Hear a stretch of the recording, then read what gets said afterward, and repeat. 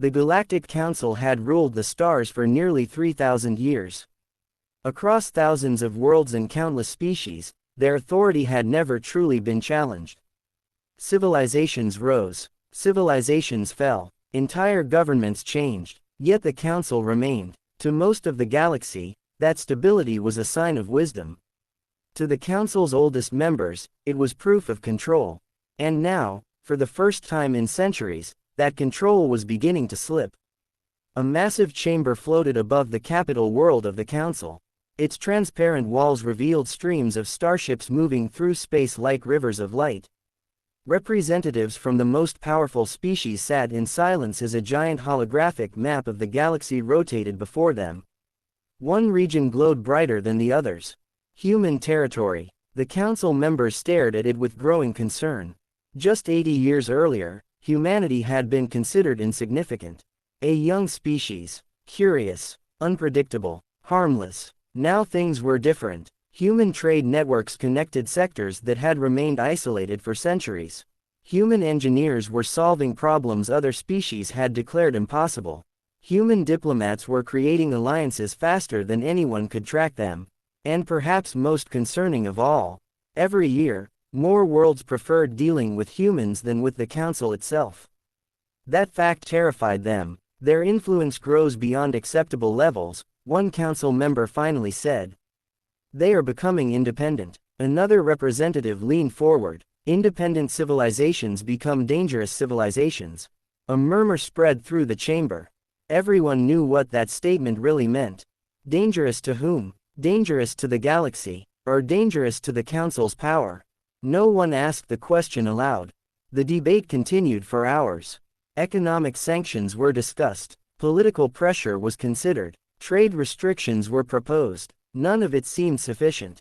Humanity adapted too quickly. Every obstacle placed before them became an opportunity. Every setback somehow made them stronger. Eventually an ancient Council member spoke. The room immediately fell silent. His species had helped found the Council itself.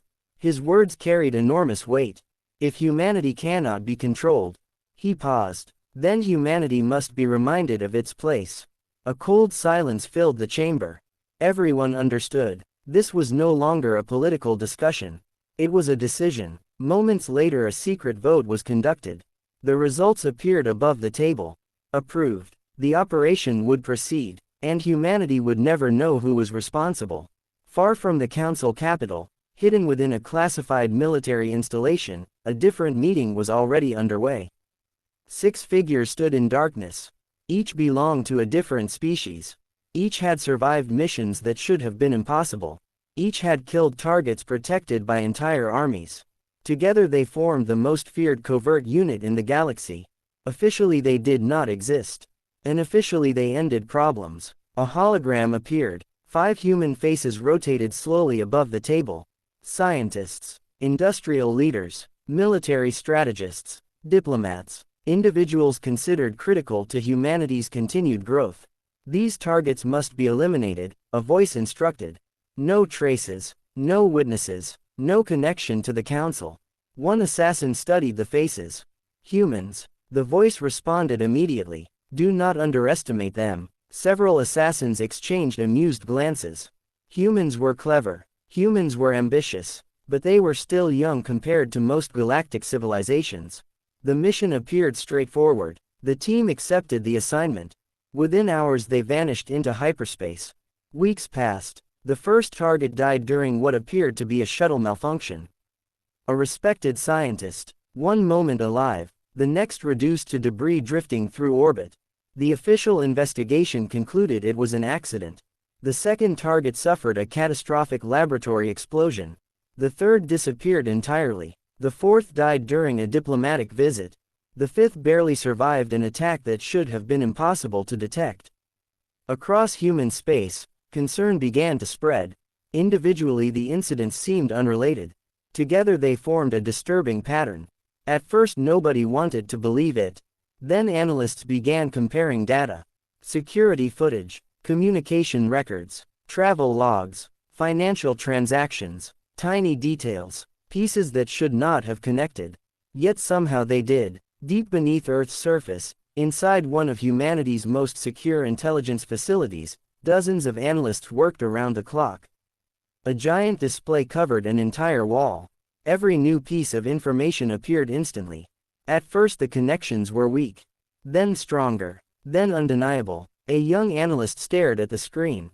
His eyes widened. "Sir." The room's director approached. "What is it?" The analyst swallowed hard. These weren't accidents. The director's expression darkened. "What are you seeing?" The analyst highlighted several data streams.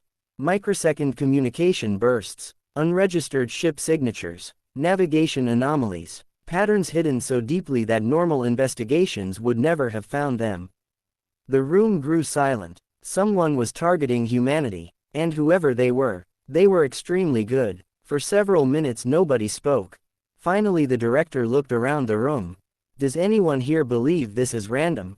No hands rose. He nodded. "Neither do I." A new order was issued immediately. Every intelligence agency across human space received classified instructions. Find the attackers. No matter how long it takes. No matter who they are. The hunt had begun. Meanwhile, on the opposite side of the galaxy, the assassins celebrated. Every report indicated success. No suspicion pointed toward the Council. No evidence connected the missions. No retaliation had occurred. Everything was proceeding exactly as planned. One operative laughed while reviewing the latest intelligence updates. "Humans never even saw us." The others agreed. The operation would soon conclude. Human leadership would be weakened. The Council would regain control. And the galaxy would continue as it always had. What none of them realized was that humanity had already stopped looking at the victims. Human investigators were no longer asking who died. They were asking who benefited. And that single question was about to change everything. If you're enjoying this journey through the stars, don't forget to subscribe to HYF Sci-Fi for more epic stories where humanity proves why it should never be underestimated. Days later, new evidence emerged. Then more. Then even more. The pieces were beginning to form a picture. A terrifying picture. One that pointed far beyond rogue mercenaries. Far beyond criminal organizations. Far beyond rival governments. As senior intelligence officers gathered around the growing web of connections, a realization slowly spread through the room. The attacks were too precise. Too coordinated. Too expensive. Only one force in the galaxy possessed the resources necessary for such an operation. The same force humanity had trusted for decades. The same force that claimed to protect galactic peace. The same force that publicly called humanity a valued partner. The Galactic Council. And when that possibility appeared on the screen for the very first time, nobody in the room spoke. Because if it was true, the consequences would reach every star in the galaxy. 6 months after the arrival of the alien survey vessel, humanity officially announced nothing. Publicly, governments discussed scientific cooperation, economic forecasts, and the possibility of future diplomatic contact.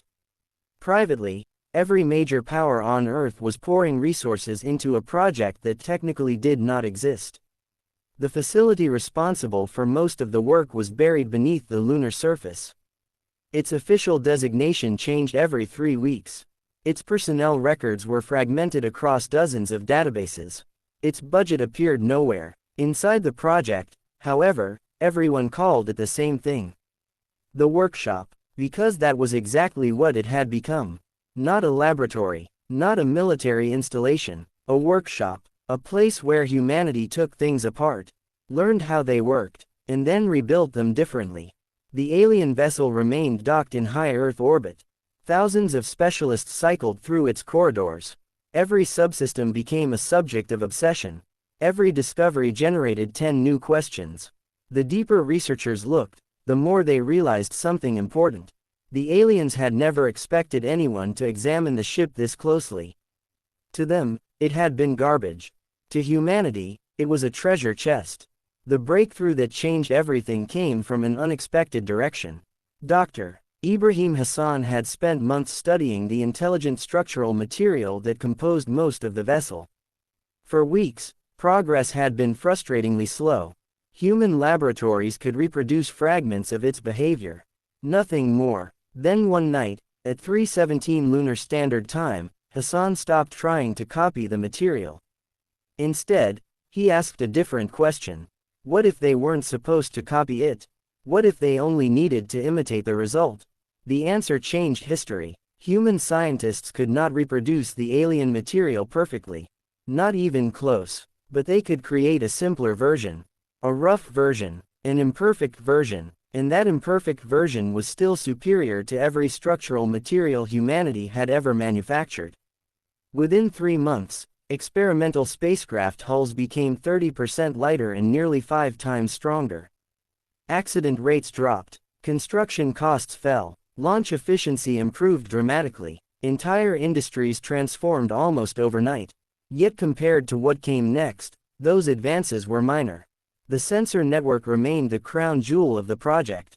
Millions of interconnected detection nodes. Instantaneous data processing. Near-perfect spatial awareness. Researchers spent months trying to understand how the system handled such enormous information loads. The answer eventually emerged from the architecture itself. The sensors were not centralized. They were distributed. Every component participated. Every section of the ship contributed processing power. The hull helped calculate. The corridors helped calculate. Even maintenance systems contributed. The entire vessel functioned like a single gigantic brain. When Dr. Lena Ortiz presented her findings, the room remained silent for nearly a minute. Finally someone spoke. If we can replicate this. Nobody finished the sentence, because everyone understood the implications. The following week marked the beginning of Project Atlas. Thousands of satellites. Millions of interconnected processors. A planetary-scale sensor network inspired directly by alien architecture. Officially it was intended for navigation and civilian monitoring. Unofficially it provided something humanity had never possessed before. Awareness. True awareness. For the first time in history, Earth could see almost everything happening throughout its local space. The workshop celebrated for exactly 12 hours. Then another discovery arrived. And everyone forgot about Atlas. The ship's propulsion architecture had continued to puzzle engineers. The primary drive systems were gone. The reactors were gone. The exotic power sources had been removed completely. Yet the supporting framework remained. At first researchers assumed the remaining structures were useless without their original components. Then drive. Victor Hale disagreed. Hale was known throughout the project for ignoring conventional wisdom. Sometimes this produced disasters. Sometimes it produced miracles. This time it produced a miracle. After examining the propulsion channels for 4 months, Hale concluded that the alien engines were not the important part. The framework was. The engines generated power. The framework multiplied effectiveness. Humanity had spent decades trying to create faster spacecraft by building stronger engines. The aliens had taken a different approach. They built better pathways for force itself. The moment Hale explained the concept, every propulsion physicist in the room went quiet. Then arguments erupted. Then calculations began. Then simulations started. 3 weeks later the simulations ended. The results were unbelievable. A conventional human fusion drive inserted into an alien propulsion framework became nearly 7 times more efficient. Not because it generated additional energy. Because almost none of the energy was wasted. The framework redirected everything. Every fraction. Every impulse. Every reaction. The first prototype vessel launched from lunar orbit 78 days later. Its designation was Arrow 1. The ship accelerated. Observers expected impressive performance. What they received instead caused panic. Arrow 1 reached its projected speed in less than half the expected time. Mission Control believed the telemetry was faulty. Engineers checked every system repeatedly. The numbers never changed. Humanity had accidentally built the fastest spacecraft in its history. The workshop entered celebration mode again. The celebration lasted approximately 3 hours.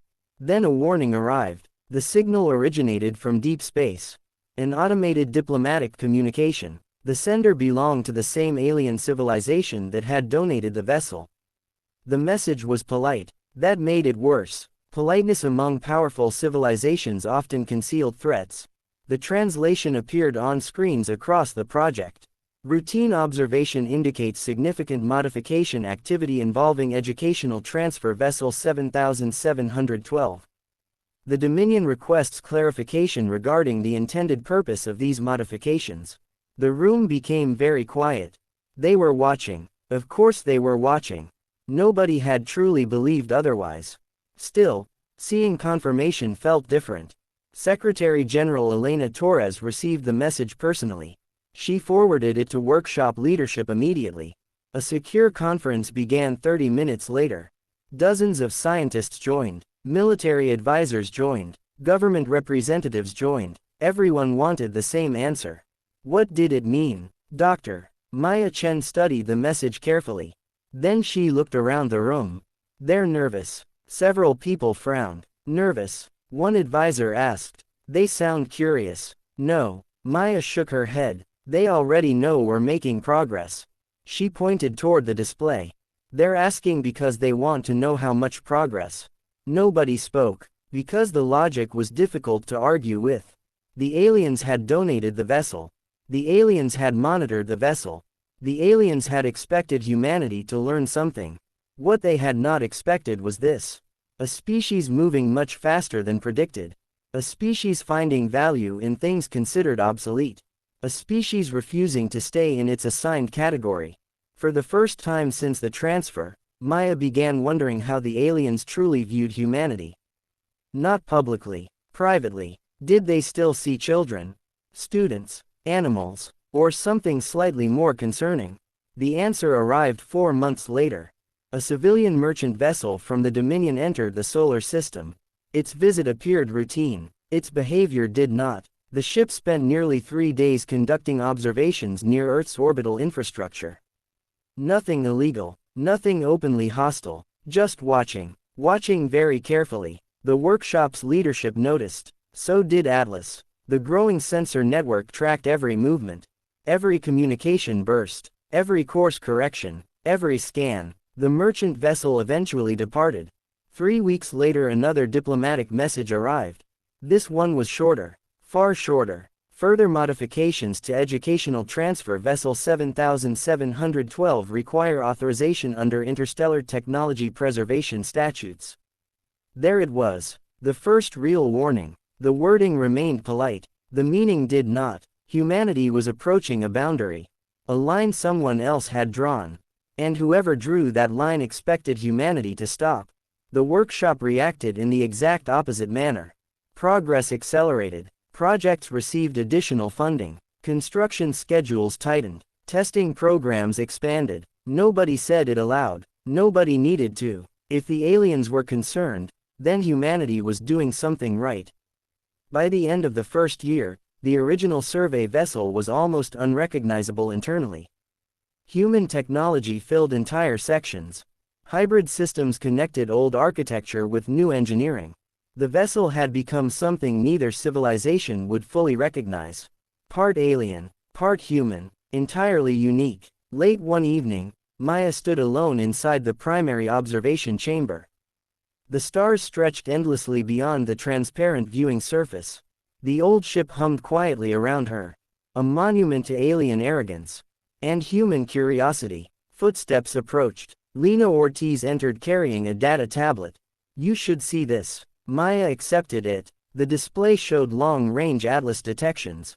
Several contacts. Large contacts. Very large. Approaching from interstellar space. Maya's expression hardened. How many? Lena swallowed. 5 confirmed. Military vessels. No transponder disguises. No attempt at concealment. They wanted to be seen. The estimated arrival time appeared beneath the data. 6 months. Neither woman spoke for several seconds. Finally Maya looked back toward the stars. The aliens had been patient, observant, careful, but patience had limits, and apparently humanity had just discovered one. Far beyond the solar system, 5 Dominion warships continued their approach. Slow, deliberate, confident, as though the outcome had already been decided. They believed they were coming to collect an old piece of forgotten technology. They had no idea what humanity had turned it into. And they had absolutely no idea what would happen when they arrived.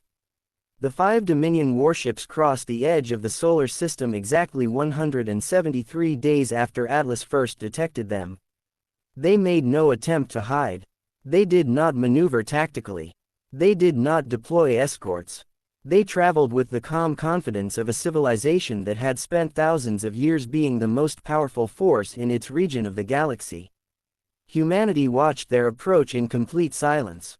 Every observatory, every military command center, every government, every scientist involved in the workshop, all of them understood the same thing. This moment had been approaching since the day the aliens donated their obsolete vessel. The message arrived 22 minutes after the fleet entered monitored space. It was transmitted simultaneously across every major communication network on Earth. The sender was Administrator Carroll, the same silver-skinned official who had delivered the original educational transfer. The same smile, the same calm eyes, the same quiet arrogance. Citizens of Earth, he began. It appears certain misunderstandings have occurred regarding the purpose of educational transfer vessel 7712. Behind him floated the insignia of the Dominion, a symbol recognized across hundreds of star systems. For the safety and stability of interstellar civilization, unauthorized modification of advanced military architecture is prohibited under galactic law. Carroll paused. His expression remained polite. 5 Dominion enforcement vessels have therefore arrived to reclaim the transferred asset and oversee the removal of all prohibited technology. The wording was careful, professional, civilized. It sounded almost reasonable, until the final sentence. Compliance is expected within 48 hours. Expected, not requested, not negotiated, expected. Across Earth, public reaction was immediate. News networks exploded, financial markets crashed, political leaders demanded emergency briefings. Millions of people stared at the stars and wondered whether humanity was about to lose the greatest technological advantage it had ever acquired. Inside the workshop, however, the atmosphere was strangely calm. Nobody panicked, nobody shouted, nobody argued, because they had anticipated this possibility for months. Dr. Maya Chen sat at the head of the Central Operations Chamber while dozens of specialists reviewed incoming fleet data. 5 warships, current generation, far more advanced than the donated survey vessel had ever been. On paper, humanity stood no chance. The keyword was paper. Reality was becoming something different. How long? Maya asked. 31 hours until optimal engagement range, a technician replied. Good. Another scientist looked up from her station. You sound confident. Maya smiled slightly. I'm curious. About what? She glanced toward the display showing the approaching Dominion fleet. I want to know how much they still underestimate us. The answer arrived sooner than expected. 20 hours later, a smaller craft detached from the lead warship. It advanced toward Earth carrying a diplomatic delegation. Administrator Carroll himself was aboard. Humanity accepted the meeting, officially because diplomacy remained the preferred solution, unofficially because everyone wanted to look him in the eye. The conference took place aboard an orbital station above Earth. Carroll arrived precisely on schedule. He entered the meeting chamber with the same relaxed confidence he had displayed 14 months earlier. Then he noticed who was sitting across the table. Not politicians, not military officers, scientists, engineers, the people who had spent the last year dismantling every assumption the Dominion held about humanity. For the first time, his smile weakened slightly. Dr. Chen, he said, Mr. Administrator, you have caused considerable concern. I imagine we have. Carroll folded his hands. You have exceeded projected development rates by a significant margin. Maya nodded. Yes. The alien studied her carefully. Then he spoke with surprising honesty. We did not believe your species capable of this level of adaptation. The room became very quiet. There it was. The truth. Not hostility. Not hatred. Contempt. Simple, casual contempt. The belief that humanity occupied a lower category of existence. Maya leaned forward. May I ask a question? Carroll gestured politely. Of course. When your civilization first developed interstellar travel, how long did it take before you were considered technologically mature? The administrator looked mildly surprised.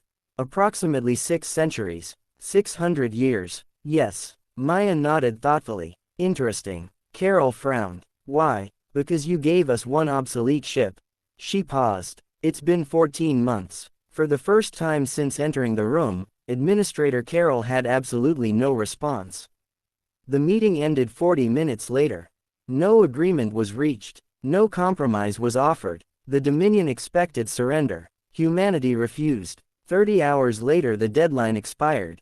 The fleet advanced. Across Earth, billions watched live broadcasts. Atlas tracked every movement, every acceleration curve, every power fluctuation, every weapon charge. Humanity had never possessed information like this before. The Dominion ships entered engagement range. Then something happened that none of their commanders expected. A vessel emerged from Earth's orbital shadow. Not a fleet. One ship. Just one. The former survey vessel. Educational Transfer Vessel 7712. At least that was what it had once been. Now it looked different. The original alien architecture remained visible. But new structures covered much of the hull. Additional weapon mounts, sensor arrays, human engineering, human modifications, human stubbornness made visible. The ship moved forward alone, straight toward 5 Dominion warships. Observers throughout the galaxy would later spend decades analyzing that moment, trying to understand why humanity acted with such confidence. The answer was simple: because humanity knew something the Dominion did not. The transmission originated from the hybrid vessel moments later. Dr. Maya Chen appeared on every channel. Her voice remained perfectly calm. Administrator Carroll, the alien commander, appeared on a split-screen transmission. Dr. Chen, you said this vessel was educational. It was. You were correct. Carroll frowned. Maya continued. We learned a great deal. Then she ended the transmission. The battle began 7 seconds later. Atlas detected the first Dominion targeting lock. Before the firing sequence completed, the hybrid vessel moved. Not quickly, instantly. At least that was how it appeared to outside observers. The propulsion framework enhanced by human innovation generated acceleration the Dominion had not predicted. Targeting solutions failed. Weapon calculations became obsolete. The ship crossed thousands of kilometers in moments. Then it fired. Not exotic alien weapons. Not advanced energy cannons. Railguns. Human railguns. Massive kinetic projectiles accelerated by targeting systems originally designed centuries earlier by the Dominion itself. The first projectile struck the nearest warship before its defensive algorithms understood what was happening. Armor ruptured. Shockwaves raced through internal compartments. The vessel spun out of formation. Across Dominion command networks, confusion erupted. The hybrid ship moved again. Atlas fed information directly into combat systems. Every sensor, every calculation, every prediction. The ship saw everything, and reacted faster than any Dominion commander expected. Another volley launched. A second warship lost propulsion. A third suffered catastrophic sensor failure. The battle lasted 11 minutes. 11 minutes that permanently altered galactic history. When it ended, 3 Dominion warships were disabled. 2 had retreated beyond engagement range. Human losses totaled 0. The silence that followed was extraordinary. Across the galaxy, governments demanded verification. Military analysts reviewed combat recordings repeatedly. Experts insisted the data had to be wrong. The data was not wrong. Humanity had defeated a superior force using a vessel originally donated as scrap. Administrator Carroll watched the aftermath from the bridge of his surviving flagship. The stars reflected across his silver skin. His expression had changed completely. The confidence was gone. The amusement was gone. Only realization remained. A secure communication channel opened. Dr. Maya Chen appeared once more. For several seconds neither spoke. Then Carroll finally broke the silence. How? Maya smiled. It was the same smile she had worn the first day she boarded the abandoned survey vessel. The smile of someone who sees possibilities others ignore. You threw away a machine, she said. We studied it. Carroll remained silent. Maya continued. You discarded technology because it was old. Another pause. We didn't care that it was old. Behind her, the hybrid vessel drifted against the darkness of space. Part alien, part human, something entirely new. You looked at that ship and saw garbage. Carroll slowly lowered his eyes.